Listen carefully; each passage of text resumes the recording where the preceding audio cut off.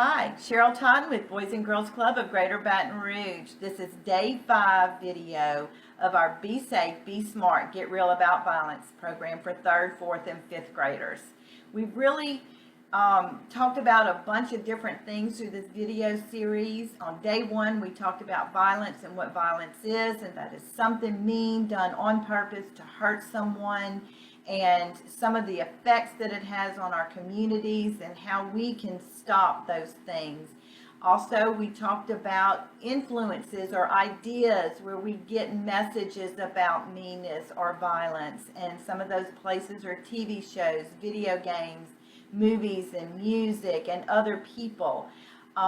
Then I shared with you about some other contributors to meanness and violence and things that can happen to us, and that was stress and anger, and that we wouldn't necessarily act in a way and treat other people in a way that we normally would if we weren't feeling stress or maybe anger or some sort of emotional feelings. Then I talked to you about ways to stop meanness, and that is to literally say stop, okay? Tell that person stop. And don't do that to me. And if that doesn't work and solve the problem, then you leave and you go somewhere safe. You take yourself away from that problem. Give that person some time. If they follow you and that didn't solve the problem and they still want to do something mean to you, then you ask an adult for some help. And there are a lot of adults in place already in your life that are willing to help you, and part of their job or their role in your life is to help you solve those problems. Today, boys and girls, I want to talk to you about being a friend and what that looks like and what that means. Well, I have an amazing amount of friends. I have a friend that I have been friends with for over 40 years, and I can honestly tell you she has never hurt my feelings or done anything to make me feel angry towards her. And I know that that's rare. I realize that she is a gift and that I'm really special to have her. So what is it that makes you pick people to be around? What is it about others that make you want them to be your friends? And so you think about those qualities of what it is to be a friend. Well, same goes for you. What is it that somebody sees in you that they like or that they feel safe around you that wants them to be your friend?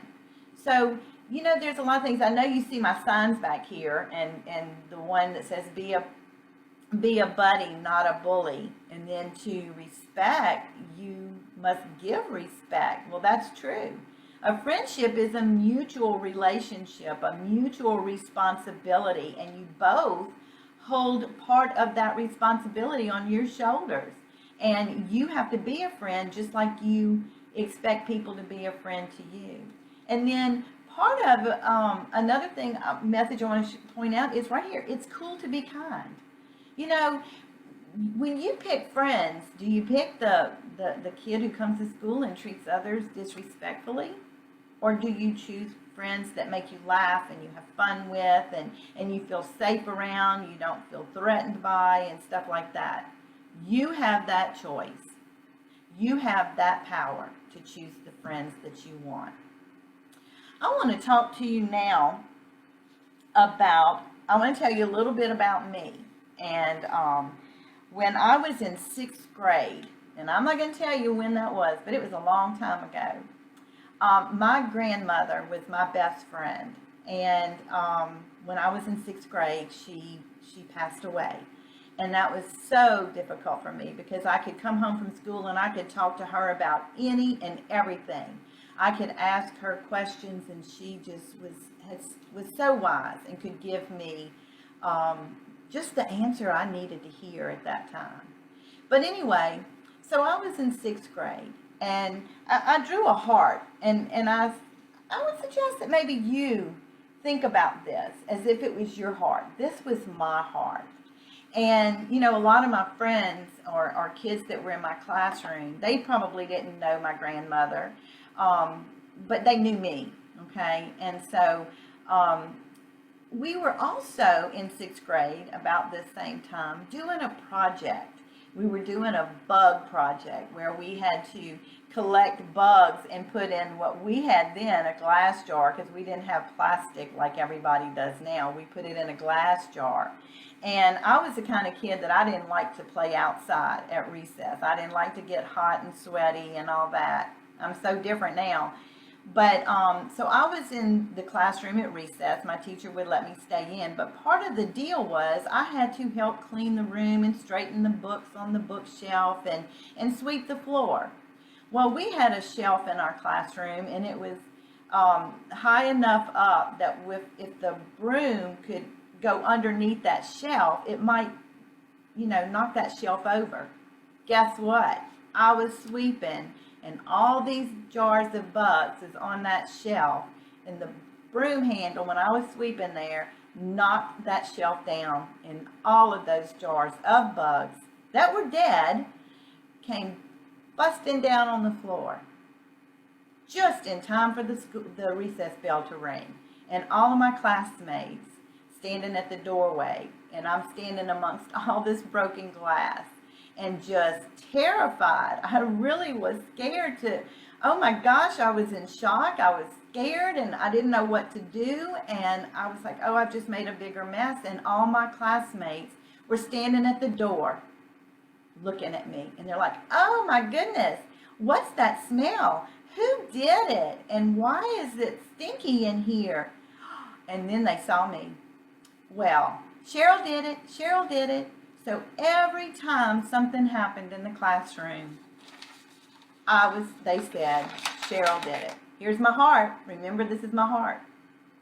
And so then that was kind of the routine of if something broke or something like that, they always said Cheryl did it. Well, then my grandmother passed away that same year. And so sadness and grief entered my life, and I was so lonely for her, and I missed her, and it just felt like life was unfair.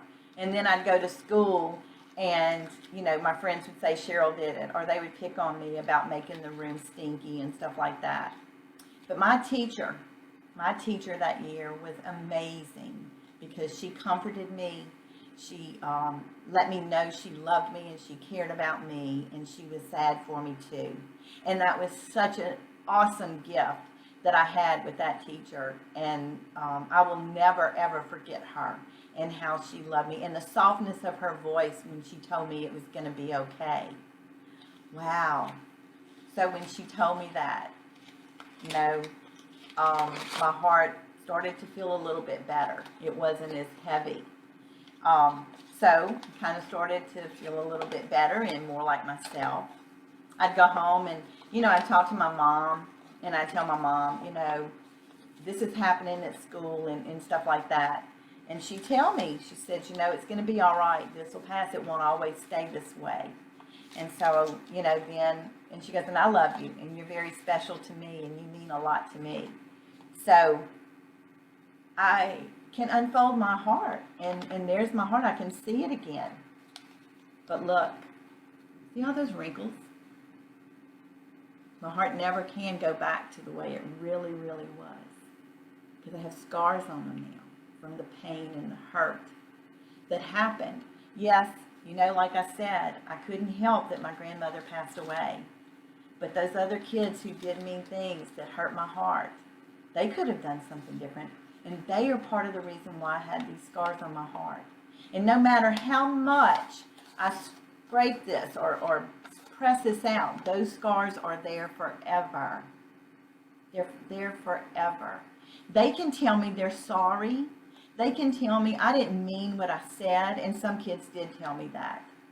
But they can tell me that, but that still leaves those scars. And it's up to me to grow past them. And it's up to me to move past that hurt. I still remember what it felt like. I don't cry, and I'm not sad and mopey about it all the time, but I still remember what it felt like, because mean acts cause hurts that last a long time. And even my mom felt sad for me. So the mean acts that happened to me it was like they were happening to her too, because she cared about me and she loved me and she felt sad about it. So you know what, boys and girls? I needed a friend. I needed a friend back then to tell me it's going to be okay and I'm here. I've got you. And I had friends, but they just weren't bold enough to stand up and do that for me at that time. We were only in sixth grade. And you know, fifth graders, if you're out there, I know you're going to sixth grade next year. And things are so different now than it was when I was in sixth grade. And you need to be brave. You need to be kind. I hope yesterday you made your barrel with your feelings and your emotions and stuff like that. Because let me tell you, the friends that I have put in my life since sixth grade has helped to restore a lot of this joy and this love. Do I still feel fear and sad and worried and sometimes maybe feel a little lonely? Well, not too much, because I'm really never alone a whole lot. But you know what? I can tap in to this joy and love when I'm around the people and the friends that make me feel better about me and make me want to be a better version of myself. And you know what? If one of my friends are in pain or if they're hurting, and if my grandchildren, because I have a lot of them, if my grandkids are sad, I do what I can to help them feel better and let them know this too will pass. You will grow from this. You will move past this. And you know what? Let that be your message. That this too will pass and I can overcome. And if you are struggling with that, and if you're struggling with being stuck in sadness and fear and loneliness, talk to somebody. Talk to a friend. Talk to an adult. Surround yourself with people or ways to get yourself through it. You don't have to stand by. The rest of our message, or our poem is, what's the message? Is it true? Is it good for me and you?